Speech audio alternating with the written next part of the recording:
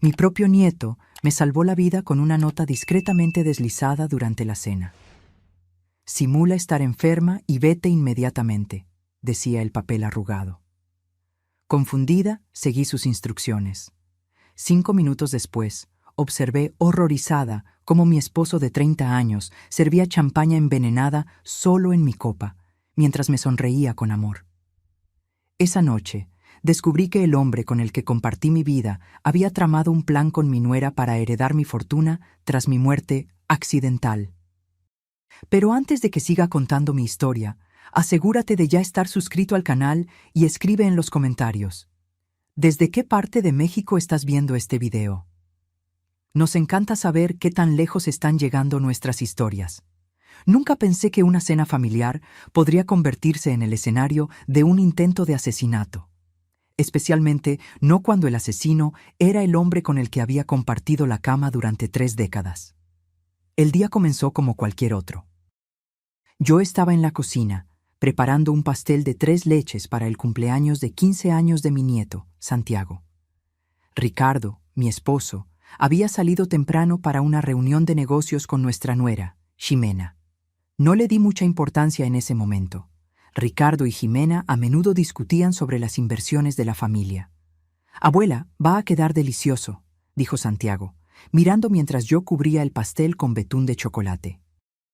Sus ojos, tan parecidos a los de mi difunto hijo, brillaban con expectación. «Eso espero», respondí, sonriendo. «Tu abuelo compró champaña especial para celebrar esta noche». Santiago dudó, como si quisiera decir algo, pero Ximena lo llamó desde la otra habitación. Corrió fuera de la cocina, lanzándome una extraña mirada por encima del hombro. La cena estaba programada para las 7. Ricardo había insistido en que fuera un evento sofisticado, a pesar de ser solo para nosotros 4. Pensé que solo estaba tratando de compensar la ausencia de nuestro hijo. «Lucrecia, usa ese collar que te di en nuestro aniversario», sugirió Ricardo mientras me arreglaba. «El de diamantes». «¿No crees que es demasiado para una cena en casa, Ricardo?», pregunté. «Es una ocasión especial», insistió, con sus ojos fijos en mí con una intensidad que encontré extraña. La cena comenzó puntualmente a las 7. La mesa estaba elegantemente puesta, con nuestros mejores platos de porcelana y copas de cristal. Ricardo parecía nervioso, mirando constantemente su reloj. Ximena estaba deslumbrante en un vestido negro que parecía demasiado nuevo para una simple celebración familiar. «Un brindis por Santiago», anunció Ricardo, levantándose para abrir la botella de champaña. 15 años, ya casi un hombrecito. Fue entonces cuando noté a Santiago observándome con una expresión preocupada. Mientras Ricardo servía la champaña, Santiago derramó deliberadamente su vaso de agua. «Lo siento mucho», exclamó, creando un alboroto. En medio de la confusión, pasó junto a mí, deslizando un trozo de papel en mi mano. «Voy por más servilletas», dijo Ximena, saliendo rápidamente del comedor. Abrí la nota discretamente bajo la mesa. «Simula estar enferma y vete inmediatamente». Mi corazón se aceleró. ¿Por qué Santiago me enviaría un mensaje así? Lo miré y él asintió levemente, sus ojos suplicando que confiara en él. «Ricardo», dije, tocándome la frente, «no me siento bien. Creo que necesito acostarme». «Pero querida, acabamos de empezar», protestó, con una extraña nota de urgencia en su voz. «Al menos toma un sorbo de champaña primero, para celebrar». «Quizás la abuela necesita una pastilla», sugirió Santiago levantándose. «La acompaño a su cuarto». «¡No!», Ricardo casi gritó, sorprendiéndonos a todos. Se recompuso rápidamente. «Quiero decir, Ximena puede hacerlo. Quiero hablar contigo sobre tu regalo, Santiago». Ximena regresó en ese momento. «¿Qué está pasando?» «Lucrecia no se siente bien», dijo Ricardo, empujando mi copa hacia mí. «Solo un sorbo antes de irte, cariño, por la celebración». Noté algo en sus ojos. ¿Ansiedad? ¿Impaciencia? Miré la copa y me di cuenta de que solo la mía tenía un residuo extraño en el fondo. «La verdad, creo que mejor me voy a recostar», respondí apartando la silla. «Santiago, ¿me acompañas?», Estoy un poco mareada. Ricardo se levantó abruptamente. Yo acompaño a mi esposa, insistió, agarrando mi brazo con la fuerza suficiente para dejar marca. Nunca lo había visto así. Papá, intervino Jimena, deja que vaya Santiago. Tú y yo necesitamos discutir ese asunto. Una mirada significativa pasó entre ellos, y Ricardo soltó mi brazo a regañadientes. Santiago se puso rápidamente a mi lado y salimos del comedor. Apenas estuvimos fuera del alcance de la voz, Santiago susurró urgentemente. Abuela, no podemos quedarnos, tenemos que salir ahora. Santiago, ¿qué está pasando? Exigí saber, con el corazón latiéndome con fuerza. Escuché a mi papá y al abuelo hablando anoche, dijo, con la voz temblándole. Ellos le pusieron algo a tu bebida, algo para... No pudo terminar. Mi mundo se vino abajo. ¿Mi esposo, el hombre con el que había construido una vida, estaba tratando de envenenarme? Era absurdo, imposible. Pero luego recordé la insistencia de Ricardo para que usara joyas caras, su nerviosismo, la forma en que prácticamente intentó obligarme a beber la champaña. ¿Estás seguro?, pregunté, deseando desesperadamente que fuera un malentendido. Sí, respondió Santiago, con lágrimas en los ojos. No saben que los escuché. Hablaron de tu póliza de seguro, de cómo el dinero resolvería sus problemas financieros. ¿Problemas financieros? Ricardo nunca había mencionado problemas financieros. Siempre habíamos vivido cómodamente con la herencia que recibí de mis padres. Abuela, dijeron que parecería un infarto. Nadie sospecharía. Sentí que mis piernas flaqueaban. Mi propia familia había conspirado para matarme. Por dinero. Tenemos que llamar a la policía, dije, tratando de mantener la calma. No podemos usar los teléfonos de la casa, advirtió Santiago. El abuelo podría descubrirlo. Tenemos que salir de aquí primero. Tenía razón. Mi nieto de 15 años estaba pensando con más claridad que yo. Asentí, tratando de controlar el temblor de mis manos. Hay una salida por la parte de atrás, por la lavandería, sugerí. Se darán cuenta de que tardamos, dijo Santiago. Tenemos que ser rápidos. Caminamos silenciosamente hasta mi cuarto, donde agarré mi bolso y un abrigo. Evitamos con cuidado las tablas del piso que crujían, moviéndonos como fantasmas en nuestra propia casa en Guadalajara. Mientras bajábamos por la escalera de servicio, escuché la voz de Ricardo llamando mi nombre. Había una nota de impaciencia, tal vez incluso rabia, en su voz. Eso confirmó mis sospechas de una manera que las palabras no podían. Escapamos por la puerta de la lavandería hacia la noche fría, sin saber a dónde ir o qué pasaría después. Solo sabíamos que no podíamos quedarnos. Esa noche, mientras caminábamos a toda prisa por la calle, una cosa quedó clara. Mi vida, tal como la conocía, había terminado. Mi esposo no solo había traicionado mi confianza, sino que había intentado quitarme la vida. Y si no hubiera sido por el coraje y el amor de mi nieto, lo habría logrado. Caminamos durante casi 1 hora antes de encontrar un pequeño hotel de carretera cerca de Zapopan, donde pudimos pasar la noche. Usé efectivo en lugar de tarjeta de crédito, un instinto que luego descubrí fue crucial. No quería dejar rastros que Ricardo pudiera seguir. «Abuela, ¿qué vamos a hacer ahora?», preguntó Santiago, sentado en el borde de la cama del hotel, luciendo mucho más joven que sus 15 años.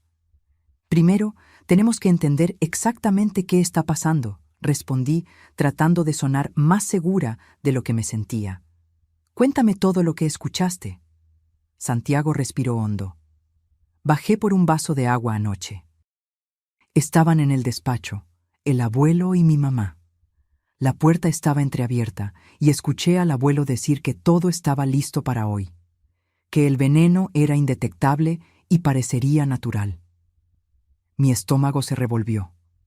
Escuchar las palabras en voz alta lo hacía todo tan real, tan brutal. Mi mamá preguntó por el testamento, si todo estaba en orden. Continuó Santiago, su voz temblando.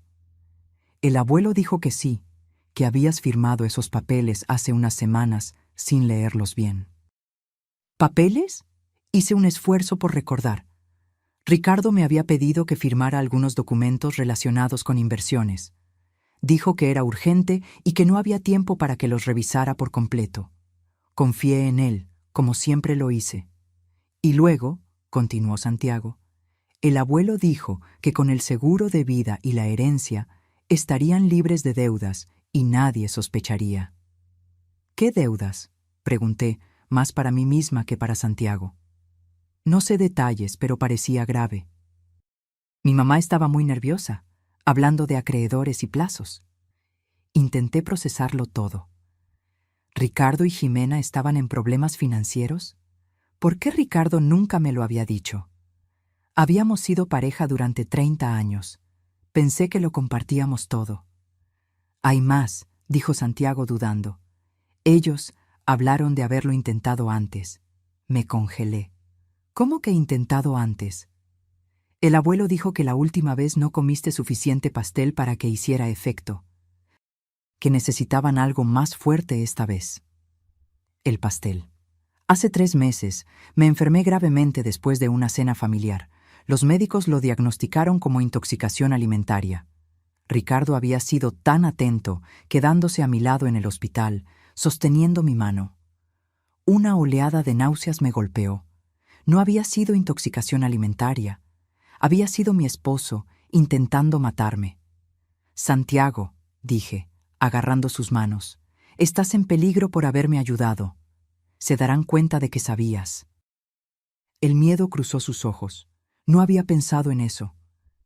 Tenemos que llamar a la policía, decidí, buscando el teléfono del hotel. Espera, me detuvo Santiago. ¿Y si no nos creen? No tenemos pruebas. Será nuestra palabra contra la de ellos. Tenía razón. ¿Qué diríamos? ¿Que mi respetable esposo, un pilar de la comunidad, estaba tratando de envenenarme? Sin evidencia, sonaríamos locos. Quizás deberíamos obtener pruebas primero, sugirió Santiago. Algo concreto que podamos mostrar a la policía. ¿Cómo qué? No sé. ¿Quizás documentos? ¿Sobre las deudas o el seguro? Pensé por un momento. El despacho de Ricardo. Él guarda todos los documentos importantes allí. Si pudiéramos volver cuando no estén en casa. Pero nos estarán buscando, argumentó Santiago. Sí, pero no saben que desconfiamos de ellos. Podrían pensar que solo me fui porque me sentía mal. Decidí llamar a casa para establecer nuestra coartada. Respiré hondo y marqué el número. Ricardo contestó al primer timbre.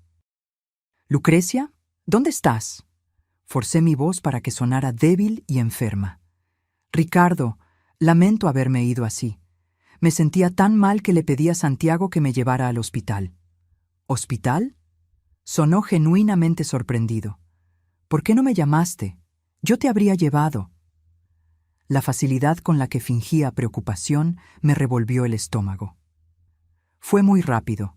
Estoy mejor ahora, pero los médicos quieren tenerme en observación durante la noche. Santiago está conmigo. ¿Qué hospital? Voy para allá ahora mismo. No es necesario, respondí rápidamente. Ya es tarde y no permiten más visitas. Volveremos mañana por la mañana. Hubo una pausa. ¿Estaría sospechando? Bueno, si estás segura, respondió finalmente. Descansa bien. Te quiero. Las palabras que antes me calentaban ahora sonaban como una sentencia de muerte.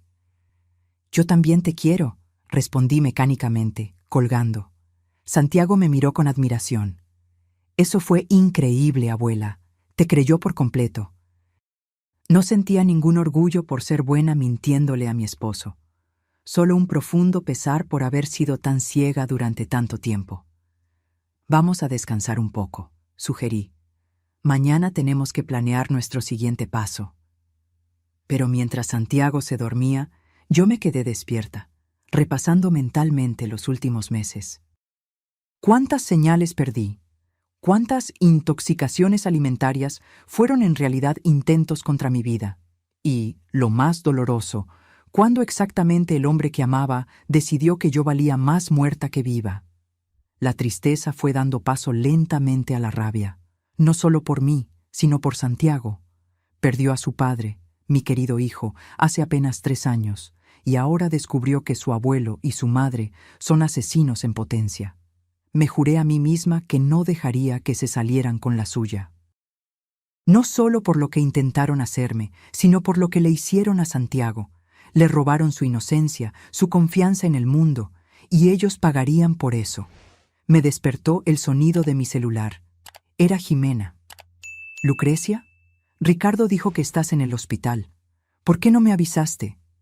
Su voz desbordaba preocupación, pero ahora podía escuchar la falsedad detrás de ella.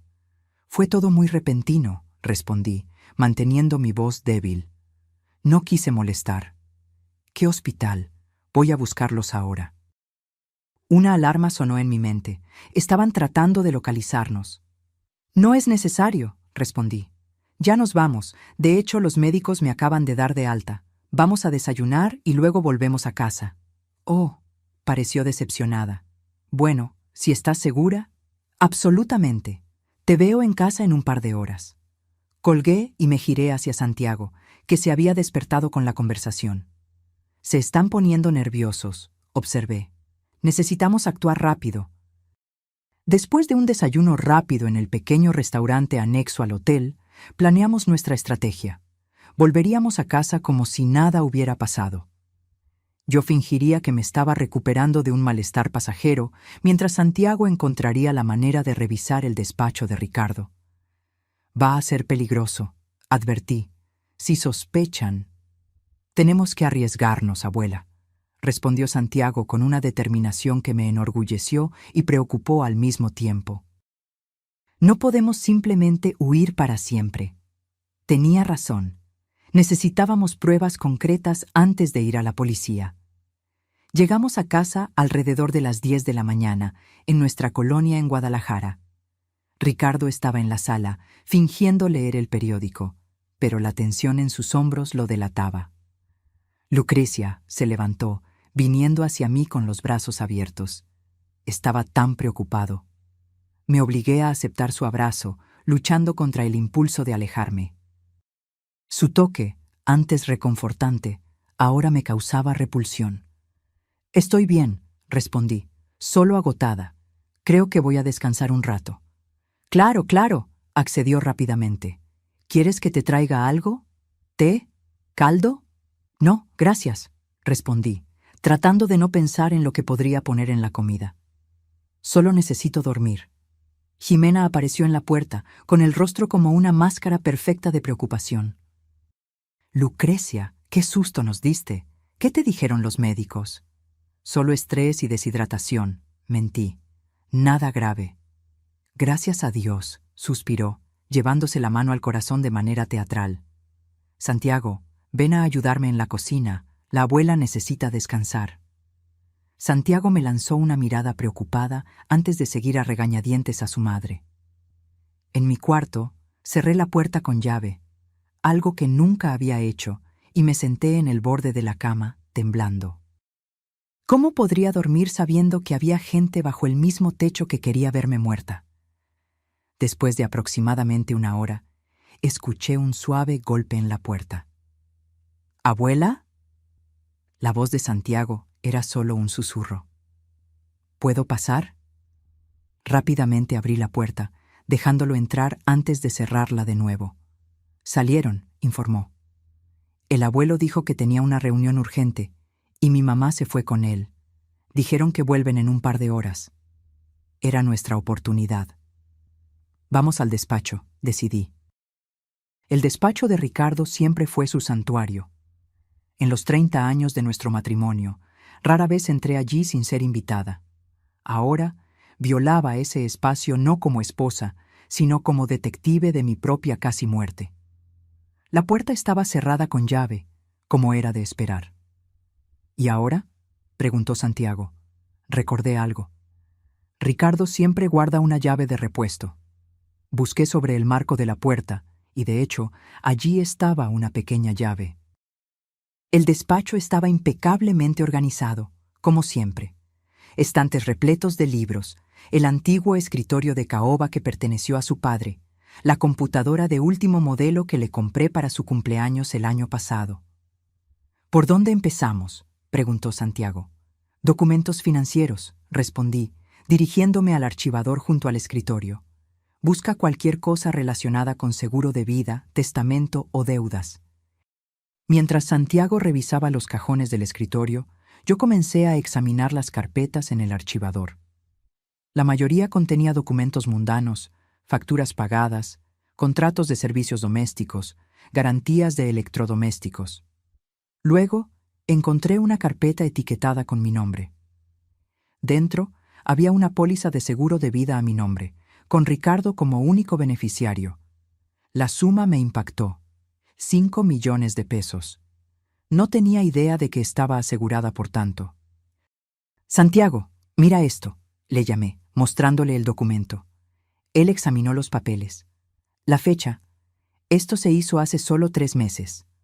Justo cuando empecé a tener esos episodios de intoxicación alimentaria. Continuando la búsqueda, encontré otra carpeta, esta vez sin etiqueta. Dentro había extractos bancarios que mostraban una cuenta que yo desconocía por completo, con grandes sumas retirándose regularmente. Los extractos mostraban pagos a algo llamado Inversiones Cumbre. «¿Qué es esto?», murmuré.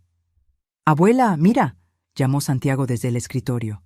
Había encendido la computadora de Ricardo y estaba revisando correos electrónicos. «Tiene cientos de correos de estas inversiones cumbre. Parece ser algún tipo de esquema de inversión fraudulento». Miré por encima de su hombro. Los correos revelaban una historia alarmante.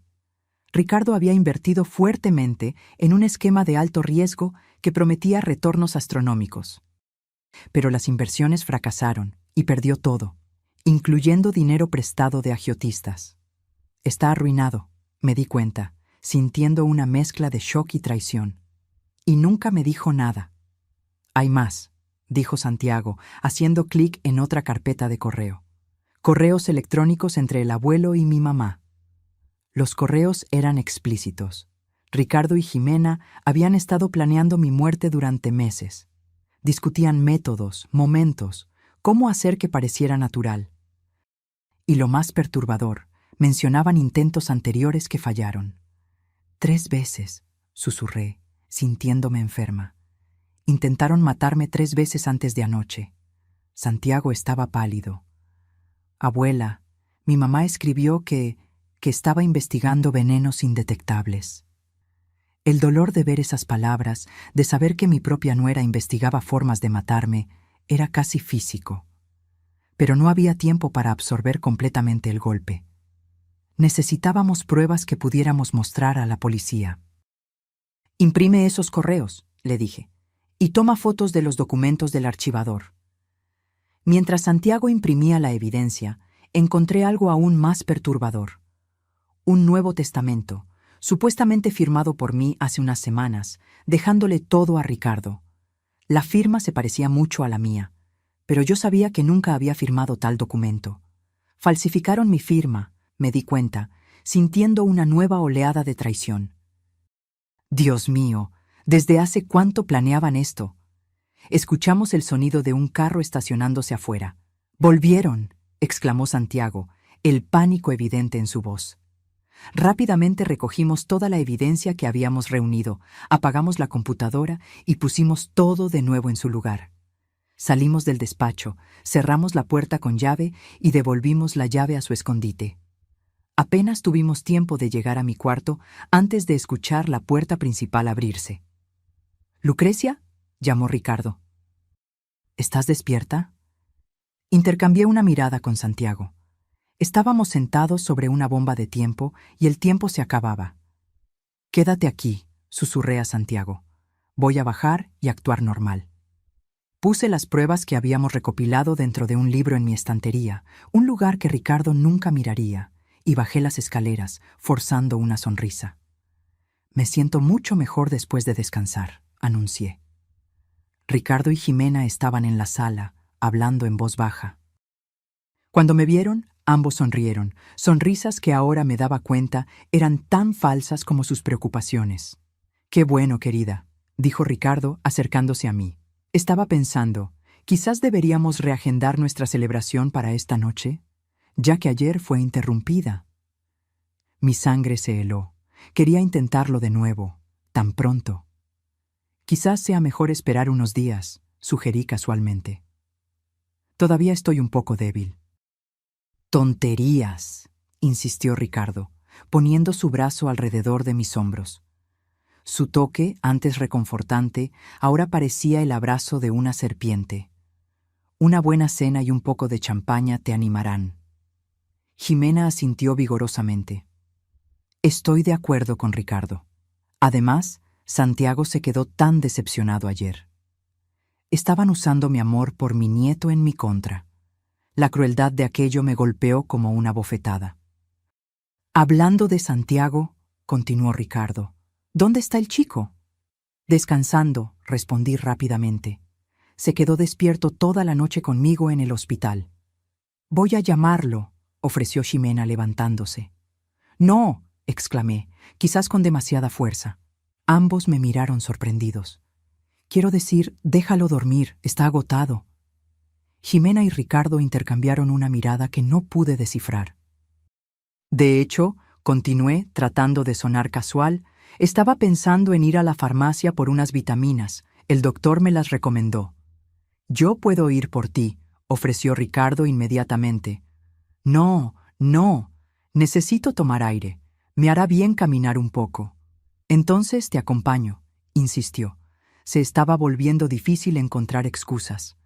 Ricardo, de verdad prefiero ir sola. Necesito poner mis pensamientos en orden. Pero querida, acabas de salir del hospital. No deberías andar por ahí sola. La preocupación en su voz sonaría genuina para cualquiera que no supiera la verdad.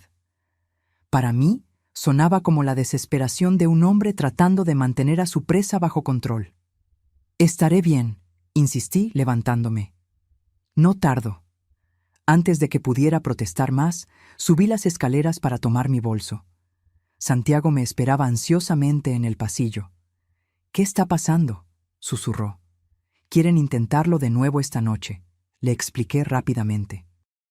Voy a la delegación ahora mismo con nuestras pruebas. Quédate aquí y actúa normal. Volveré con la policía. El miedo cruzó sus ojos. Es peligroso dejarte solo con ellos. Estarás más seguro si pareces que no sabes nada, argumenté. Solo evita comer o beber cualquier cosa que te ofrezcan. Agarré las pruebas escondidas en el libro y las puse en mi bolso. Cuando bajé de nuevo, Ricardo me esperaba en la puerta.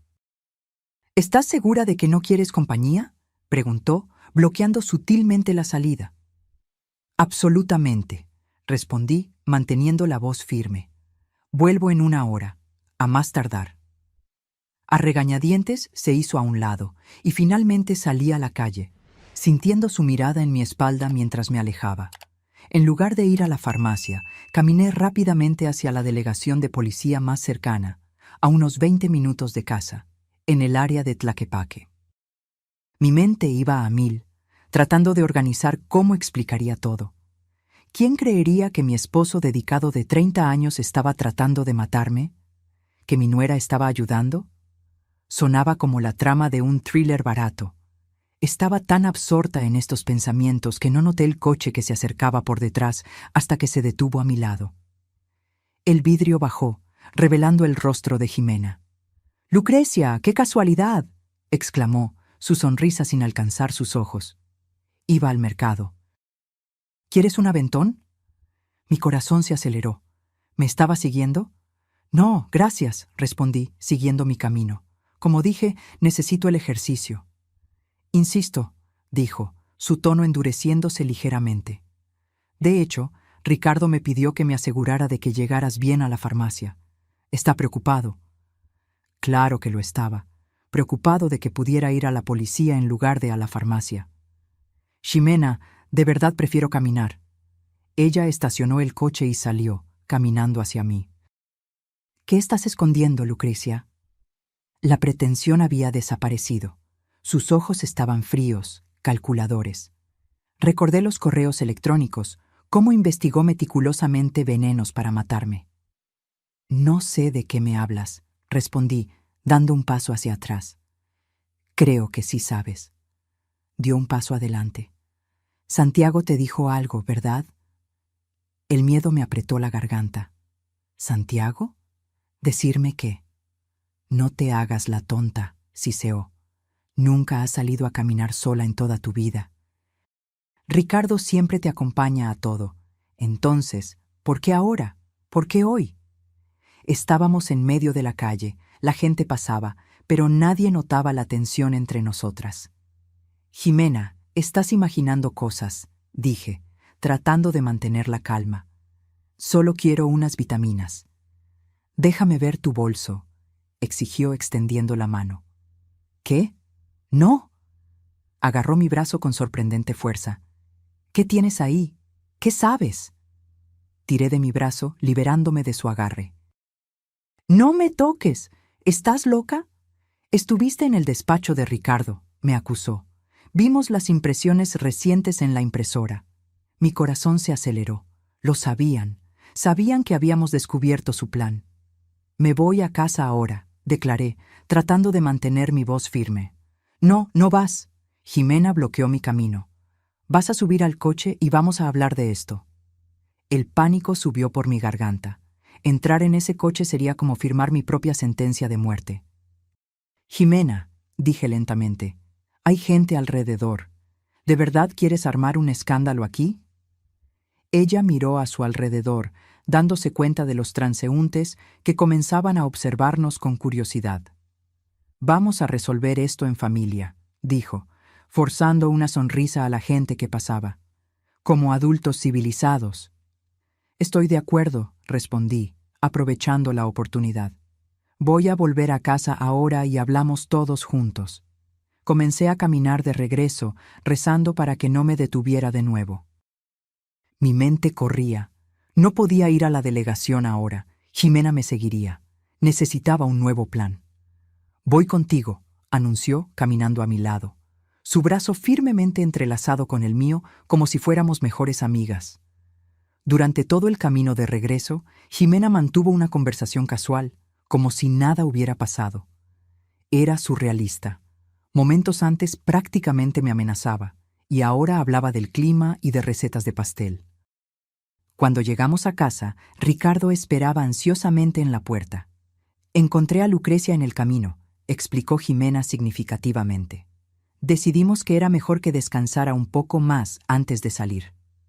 La mirada que Ricardo me dio fue gélida, a pesar de su cálida sonrisa. Claro, querida, tienes que cuidar tu salud. Entré en casa sintiéndome como una prisionera. ¿Dónde estaba Santiago? Lo busqué y lo encontré en la sala, hojeando una revista con falsa casualidad. Nuestras miradas se cruzaron brevemente, y traté de comunicar silenciosamente que algo había salido mal. Santiago, llamó Jimena, su voz empalagosa. ¿Puedes ayudar a tu abuela a subir? No se siente bien de nuevo. Era una trampa para separarnos, lo sabía, pero también era nuestra única oportunidad de comunicación. Santiago se acercó a mí, ofreciéndome su brazo.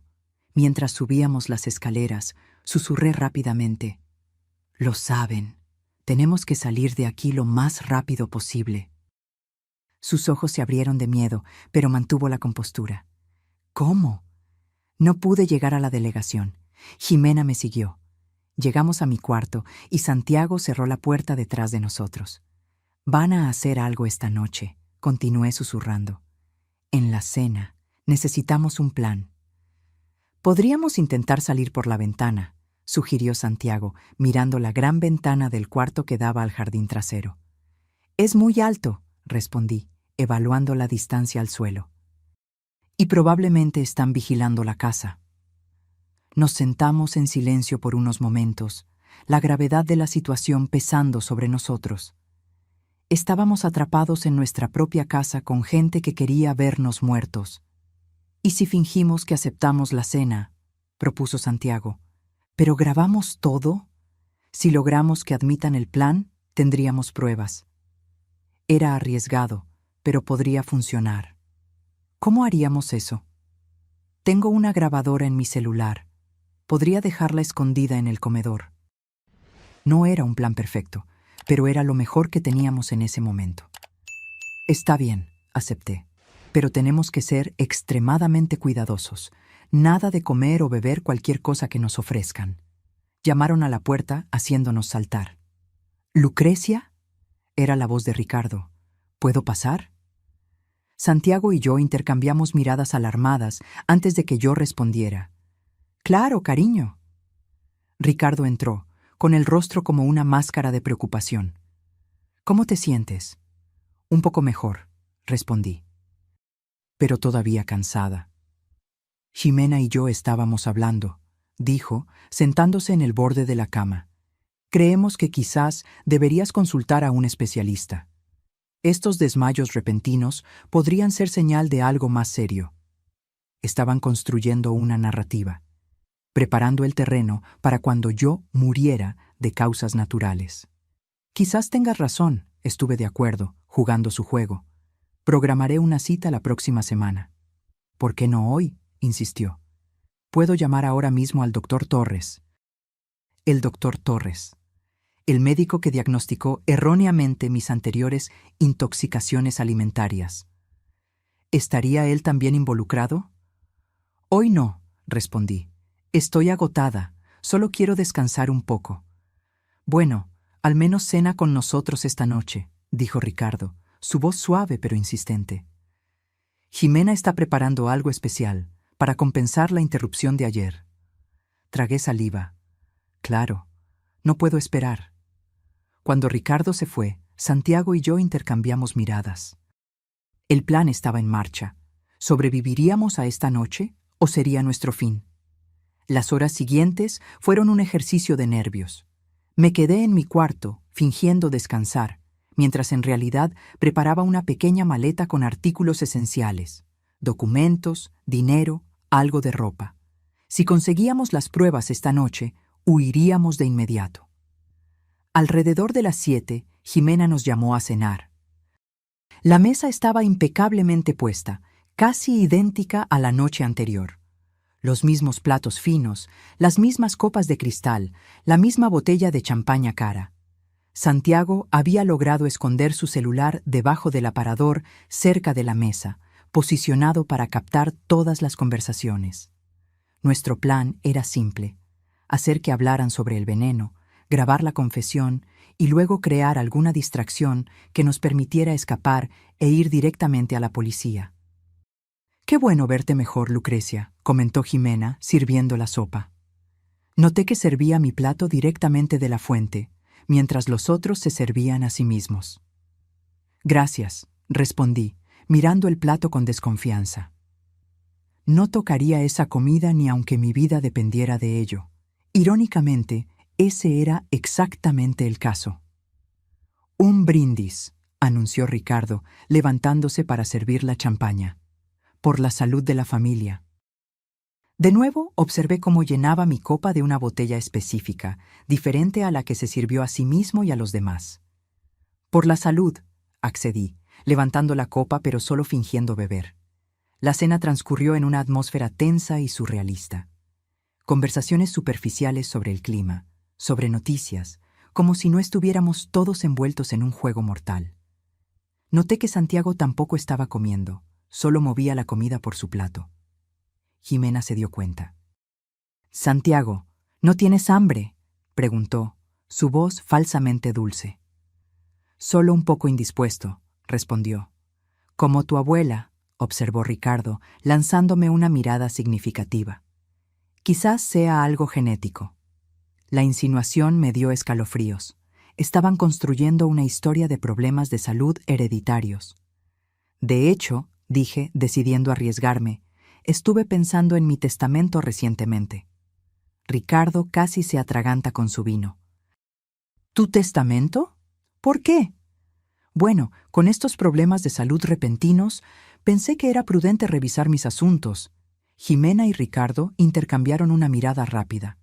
«No seas mórbida, querida», dijo Ricardo, forzando una risa. «Vivirás muchos años más». «¿Quién sabe?», repliqué. «La vida es impredecible. Las personas sanas mueren repentinamente todos los días». «¿Qué estás insinuando, Lucrecia?», preguntó Ximena, su voz aguda.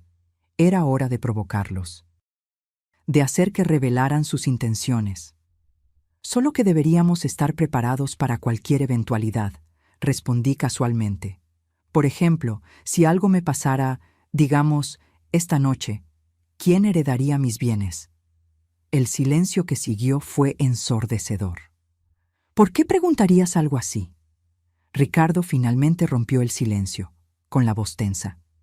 Curiosidad, respondí, manteniendo mi tono casual mientras mi corazón latía frenéticamente. Después de todo, hay mucho en juego, ¿no es así? Mi herencia, el seguro de vida. Jimena dejó caer el tenedor, el metal tintineando ruidosamente contra la porcelana. ¿Seguro de vida?, repitió Ricardo, sus ojos entrecerrándose. ¿De qué estás hablando exactamente, Lucrecia? Oh, ya sabes, continué, jugando con fuego. La póliza de 5 millones de pesos que hiciste a mi nombre hace 3 meses. Esa de la que supuestamente no sé nada. El rostro de Ricardo palideció visiblemente. Jimena agarró su copa de vino, bebiendo un trago largo. ¿Cómo? Comenzó Ricardo. Luego se detuvo, recomponiéndose. Querida, creo que estás confundida. Debe ser efecto de los medicamentos del hospital. No estoy confundida, Ricardo, respondí, con mi voz firme. Así como no estoy confundida sobre Inversiones Cumbre, o sobre las deudas que me escondiste, o sobre las 3 veces anteriores que intentaste envenenarme. Santiago observaba la escena con los ojos muy abiertos, claramente nervioso por mi enfoque directo, pero yo necesitaba que confesaran. Necesitaba pruebas concretas grabadas. Ricardo se levantó abruptamente, su silla raspando ruidosamente contra el suelo. «Basta. Claramente no estás bien. Te llevaremos de vuelta al hospital». «¿Para qué? ¿Para darme más medicamentos que en realidad son veneno?» Jimena también se levantó. «Lucrecia, estás siendo ridícula. Ricardo es tu esposo desde hace 30 años. ¿Por qué intentaría hacerte daño?» «Por dinero, Jimena», respondí simplemente. «La misma razón por la que aceptaste ayudarlo. 5 millones del seguro, más mi herencia, suficiente para cubrir sus deudas y que todavía le sobrara bastante». «¡Esto es absurdo!», Ricardo explotó, pero sus ojos revelaban pánico. «No tienes pruebas de nada de eso». «De hecho», dije, inclinándome hacia adelante, «tengo. Correos electrónicos, documentos, el testamento falsificado, todo». El rostro de Ricardo se contorsionó en una máscara de furia. «Estuviste en mi despacho». No era una pregunta. «Y tú pusiste veneno en mi comida», repliqué. «Creo que estamos a mano». Jimena dio un paso en mi dirección, su comportamiento completamente transformado. Ya no había pretensión de preocupación, solo rabia cruda. «No lo entiendes, ¿verdad?», siseó. «Lo perdió todo». «¡Todo! Las inversiones, el dinero de tu hijo, sí, el dinero que se suponía que iría para Santiago. Ricardo lo apostó todo y perdió. Y ahora los agiotistas lo están buscando. Nos están buscando a nosotros». «Jimena». Ricardo intentó silenciarla, pero era demasiado tarde. «No, Ricardo», continuó histérica. «Ella necesita saber.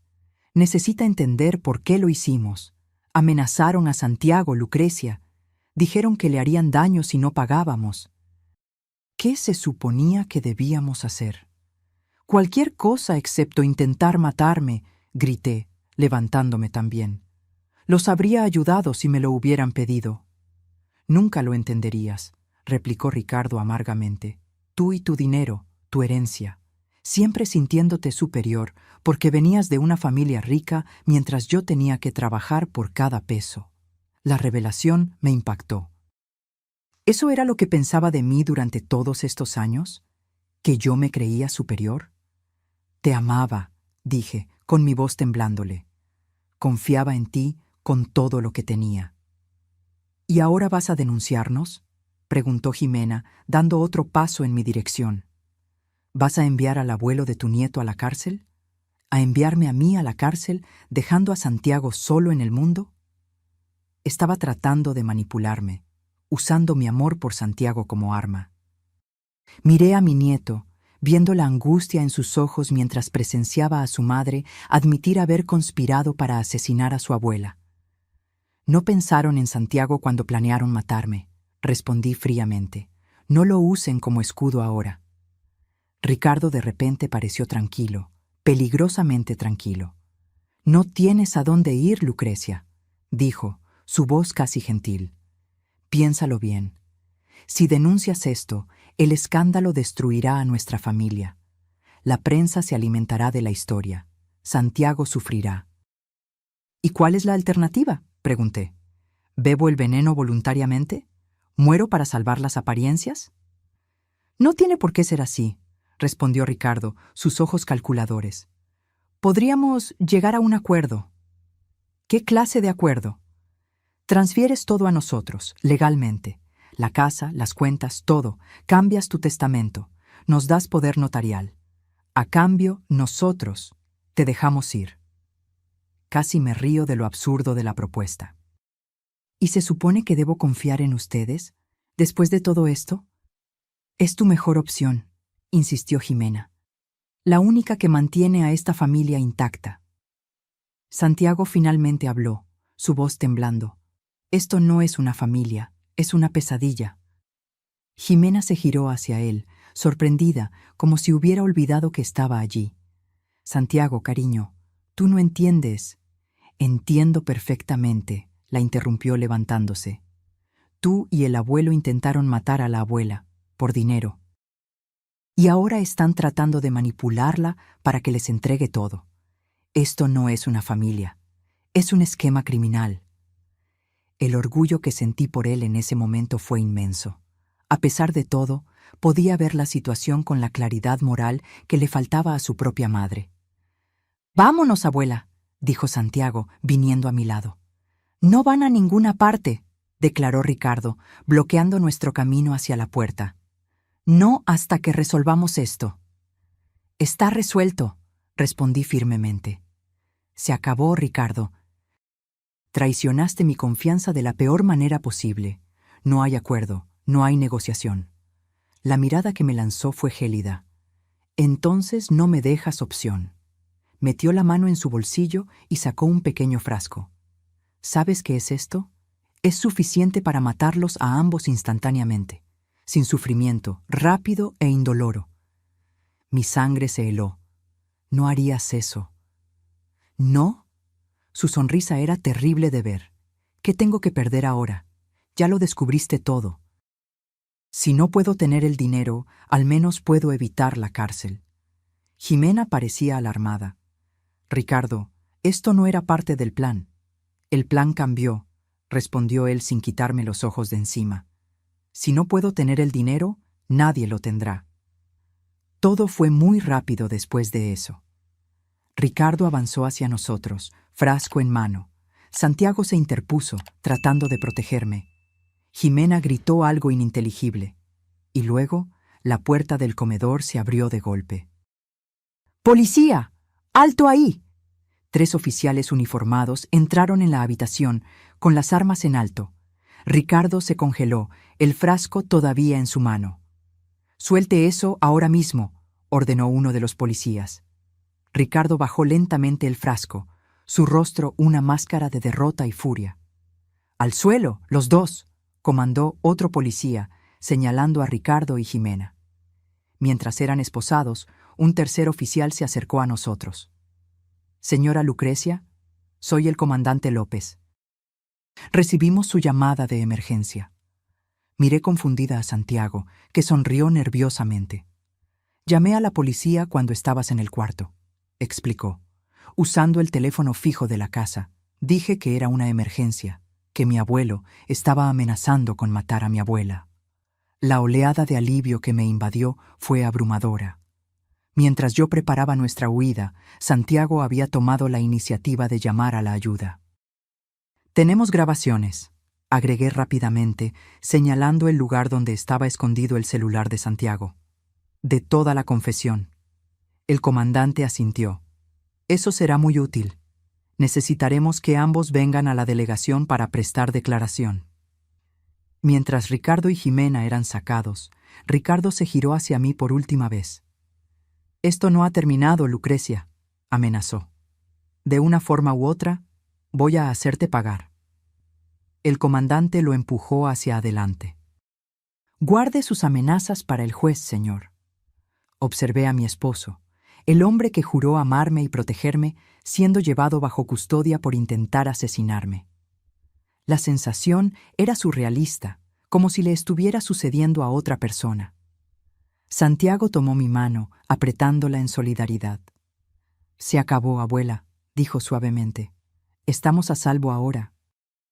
Pero mientras salíamos de la casa que por tanto tiempo llamé hogar, no pude evitar preguntarme: ¿algún día me sentiría segura de nuevo?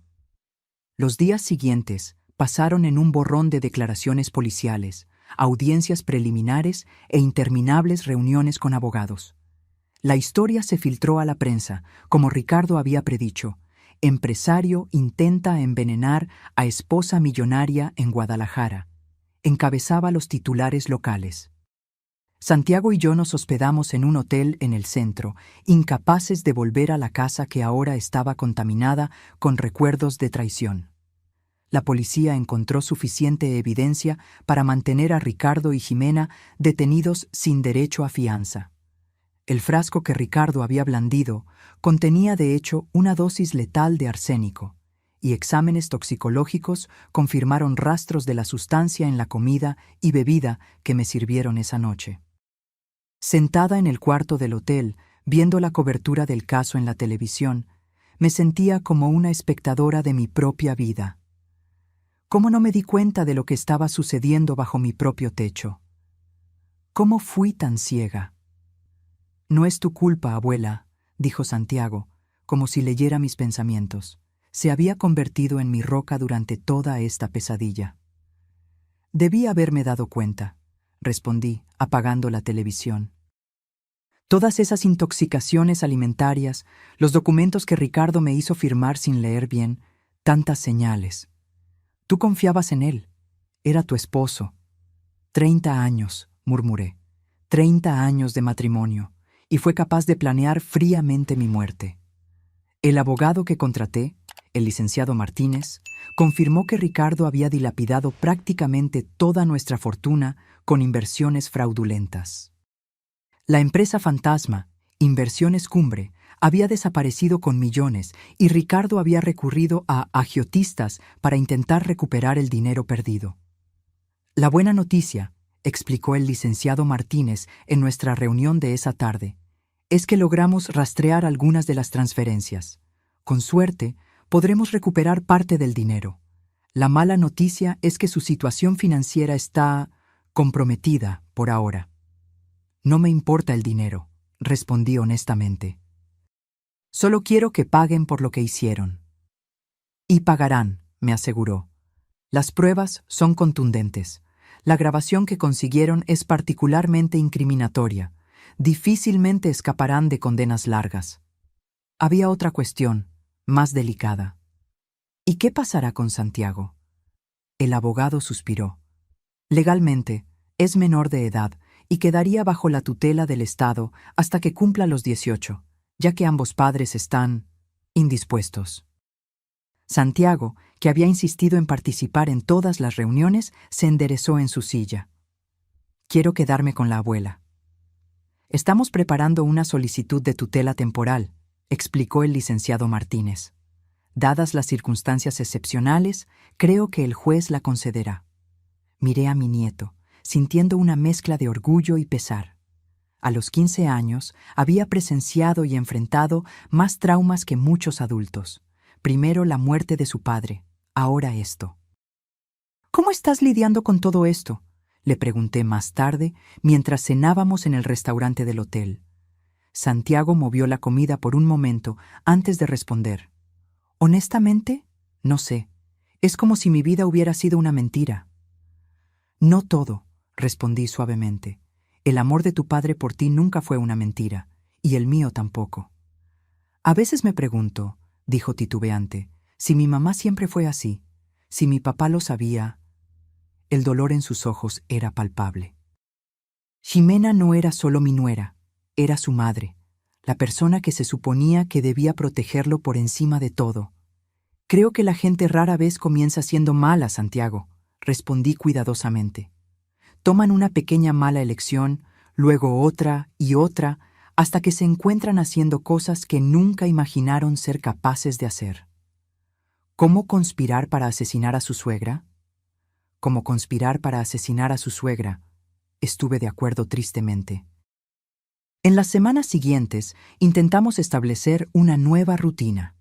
Alquilé un pequeño departamento en Coyoacán, inscribí a Santiago en una nueva escuela y comenzamos a reconstruir nuestras vidas.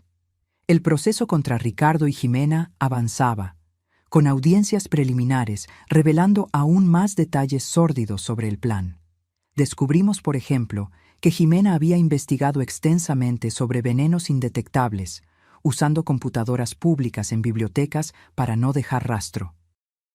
Que Ricardo había consultado a 3 médicos diferentes, incluyendo al doctor Torres, para establecer un historial de problemas cardíacos que jamás tuve. Que habían ensayado diferentes versiones de encontrar mi cuerpo y cómo reaccionarían. La frialdad calculadora de todo me revolvía el estómago. Una tarde recibí una llamada inesperada.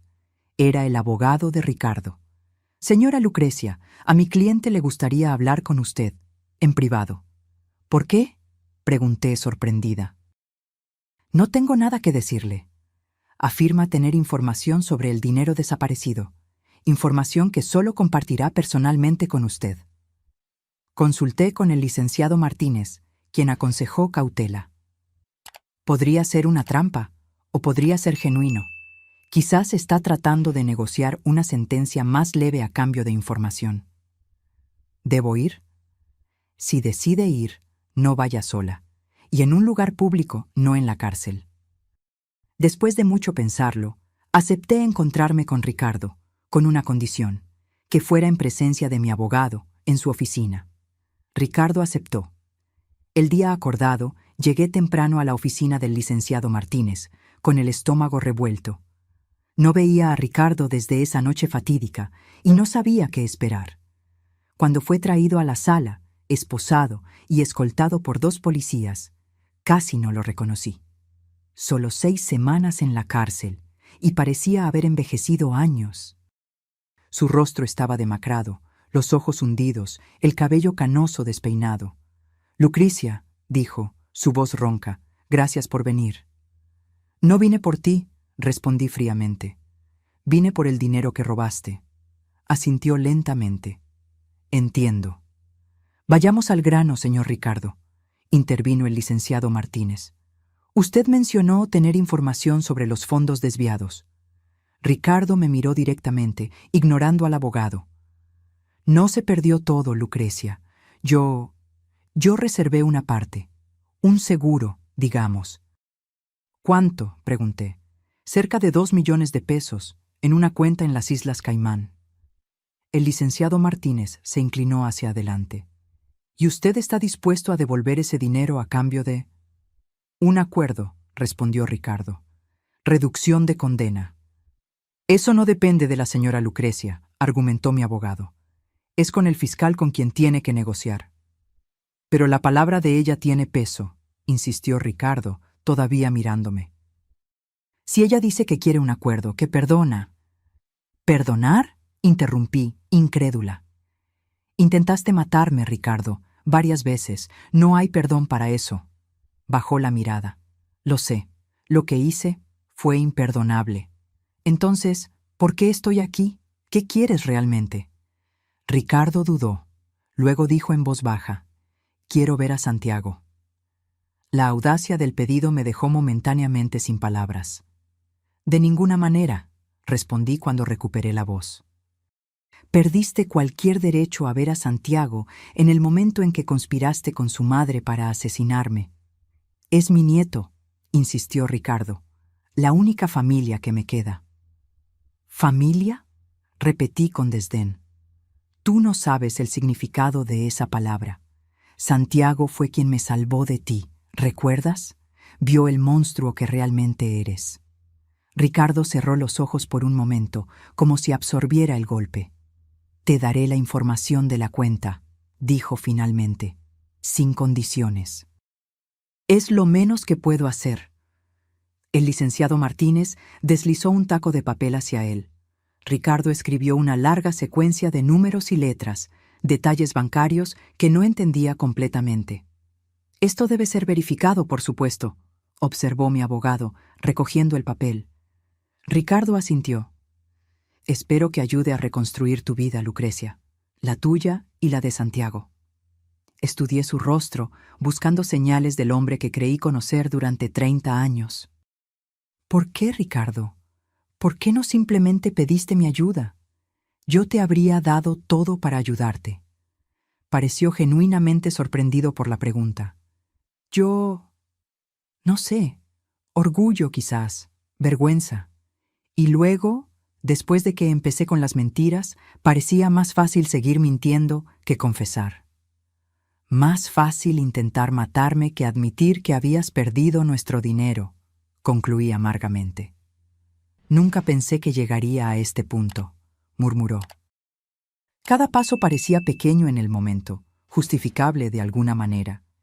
Y luego de repente estaba planeando esto. Me levanté, incapaz de continuar esta conversación. Adiós, Ricardo. Espero no volver a verte. Asintió lentamente. Adiós, Lucrecia. Por favor, dile a Santiago que lo siento. Díselo tú mismo, respondí. En tu juicio, cuando testifique en tu contra. Salí de la sala sintiéndome extrañamente vacía. No había satisfacción en ver a Ricardo reducido a esto, solo una profunda tristeza por el desperdicio de tantos años, tantos recuerdos ahora manchados para siempre. El juicio comenzó 6 meses después. Santiago y yo habíamos establecido una nueva rutina en nuestro pequeño departamento en la Ciudad de México. El dinero que Ricardo reveló fue de hecho recuperado. No 2 millones como afirmó, sino poco más de 1 millón de pesos. Suficiente para proporcionarnos seguridad financiera mientras reorganizábamos nuestras vidas. La sala del tribunal estaba abarrotada el primer día. Reporteros, curiosos e incluso algunos familiares lejanos que aparecieron de repente, quizás esperando algún beneficio financiero de la situación. Santiago insistió en estar presente, a pesar de mis preocupaciones sobre el impacto emocional que esto tendría en él. Necesito ver esto hasta el final, abuela, explicó, para poder seguir adelante. Jimena y Ricardo entraron por separado, ambos vestidos con ropa sencilla, sin las joyas y accesorios caros que antes ostentaban. Jimena evitó mirar en nuestra dirección, pero Ricardo buscó nuestros ojos de inmediato. Cuando nos localizó, algo en su rostro cambió. Una mezcla de vergüenza y resignación. El juicio fue brutal. Las evidencias en su contra eran abrumadoras. Las grabaciones de audio, los correos electrónicos que detallaban sus planes, los resultados toxicológicos de las muestras de comida de esa noche, las declaraciones de los médicos que confirmaron que yo nunca tuve los problemas cardíacos que Ricardo había documentado, y testigos que confirmaron las transacciones financieras fraudulentas. El momento más difícil fue cuando Santiago fue llamado a testificar. Subió al estrado con la cabeza en alto, pero pude ver cómo le temblaban ligeramente las manos. Santiago, comenzó la fiscal con suavidad, ¿puede contarnos lo que escuchó la noche anterior al intento de envenenamiento? Santiago respiró hondo antes de responder.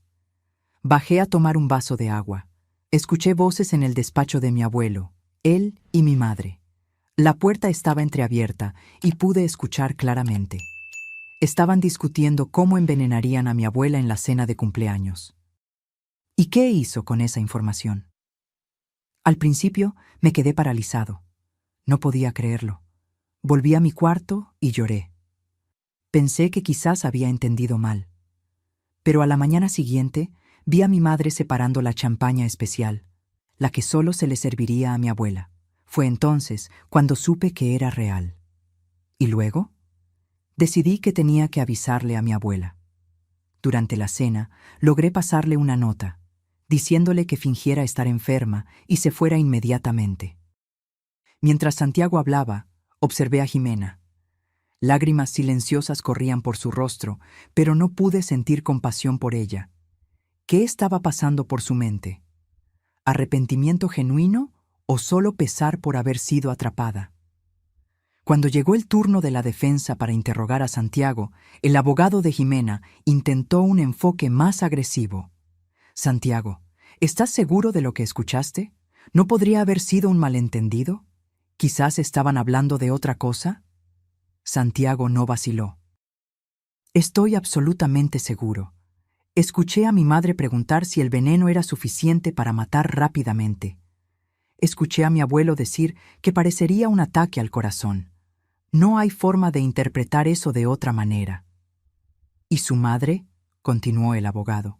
Siempre fue una buena madre para usted, ¿no es así? ¿Amorosa? ¿Atenta? Santiago dudó por primera vez. Sí, lo fue. Por eso fue tan difícil creer lo que escuché. Entonces, ¿es posible que, en su estado emocional después de la muerte de su padre, usted pudo haber...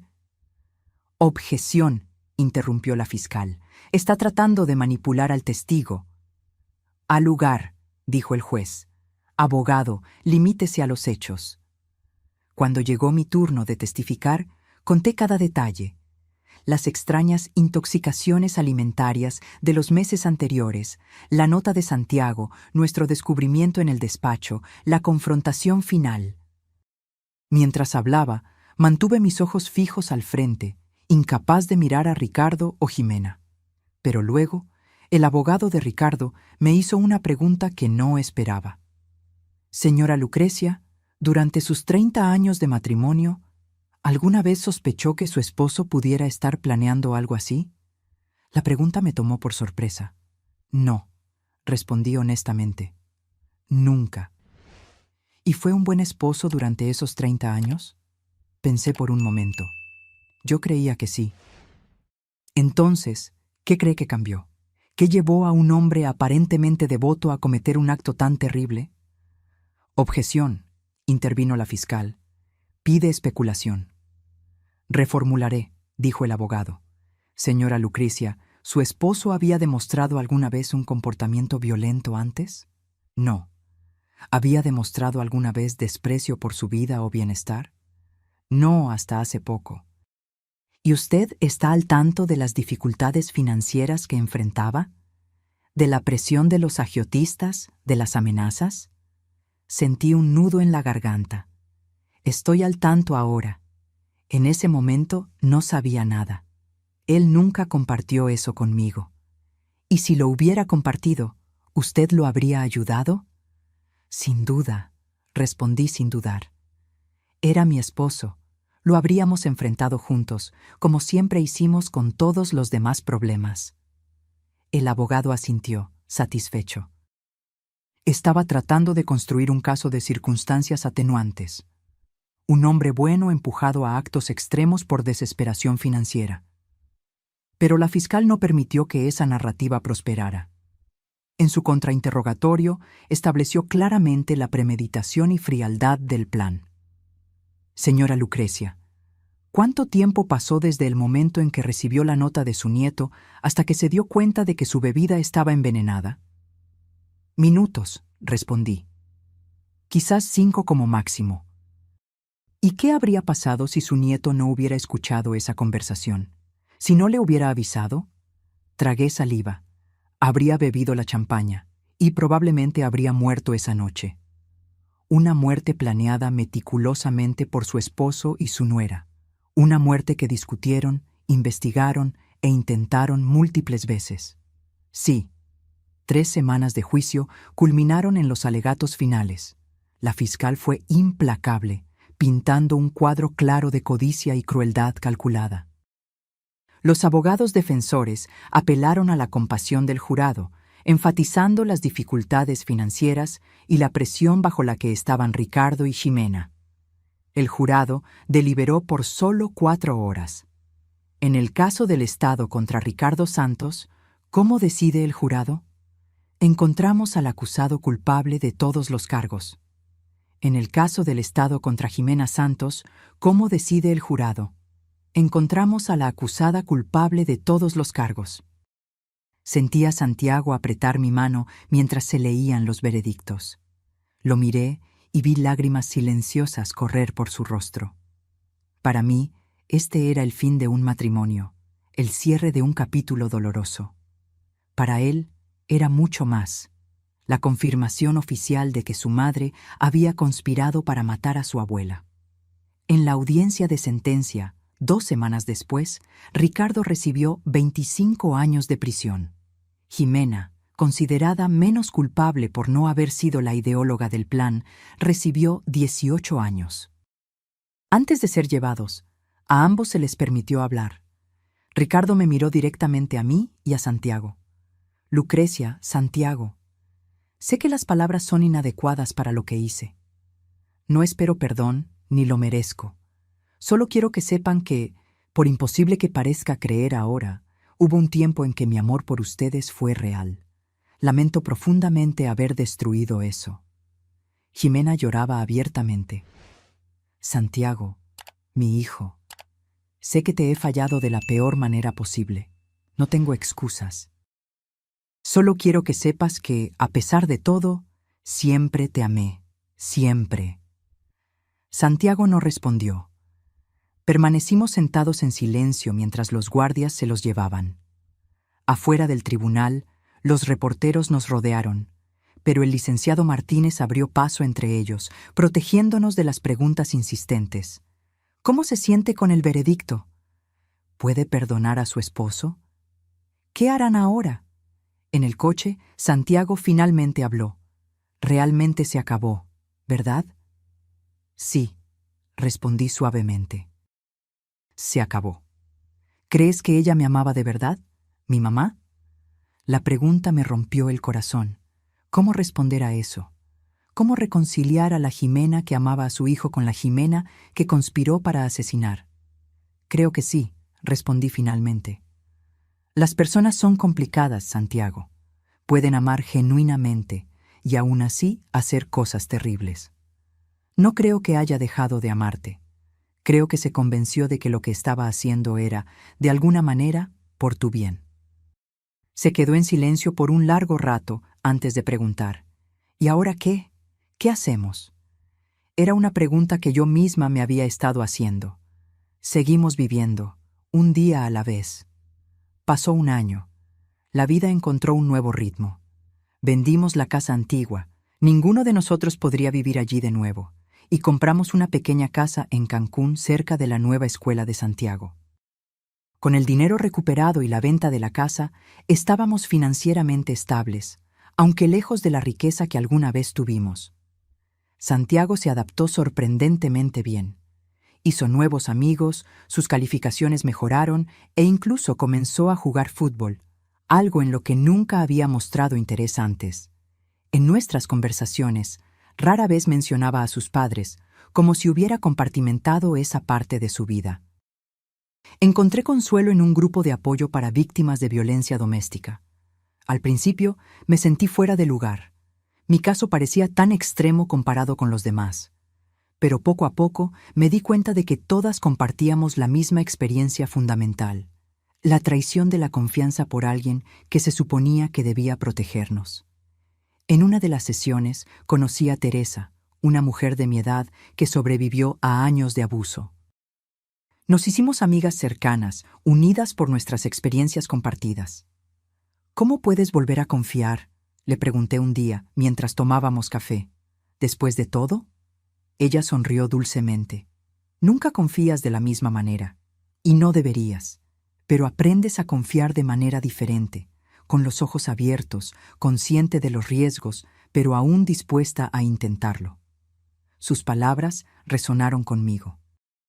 Me di cuenta de que había pasado tanto tiempo mirando hacia atrás, reviviendo cada momento de mi matrimonio, buscando señales que me perdí, que no estaba realmente viviendo en el presente. En el cumpleaños número 16 de Santiago, organicé una pequeña fiesta. Vinieron sus nuevos amigos, así como Teresa y algunas personas del grupo de apoyo que se habían vuelto importantes en nuestras vidas. Observando a Santiago reír con sus amigos, me di cuenta de cuánto había crecido en el último año, no solo físicamente, sino en madurez y resiliencia. Más tarde esa noche, cuando todos se habían ido, Santiago me entregó un pequeño paquete. ¿Qué es esto?, pregunté sorprendida. Es tu cumpleaños. Yo debería estar dándote regalos. Ábrelo, insistió. Dentro había un delicado portarretratos de plata. La foto nos mostraba a los dos sonriendo en nuestro nuevo jardín, el sol de verano bañando nuestros rostros. En el marco estaba grabado: para mi heroína. Santiago, comencé, sintiendo lágrimas en los ojos. Salvaste nuestras vidas, abuela, dijo simplemente. No solo esa noche, sino todos los días desde entonces. Lo abracé con fuerza, pensando en nuestro viaje. De una familia destrozada por la traición, habíamos construido algo nuevo, más pequeño, más simple, pero genuino. Esa nota: simula estar enferma y vete inmediatamente, había marcado el fin de la vida que conocíamos, pero también el comienzo de una nueva. Una vida construida sobre la verdad, no ilusiones, sobre amor real, no pretensión. Nos salvamos el uno al otro, respondí finalmente. Y, por primera vez en mucho tiempo, creí sinceramente que estaríamos bien. Ahora, si te gustó esta historia, haz clic en suscribirte y dime en los comentarios qué parte te dejó con la boca abierta.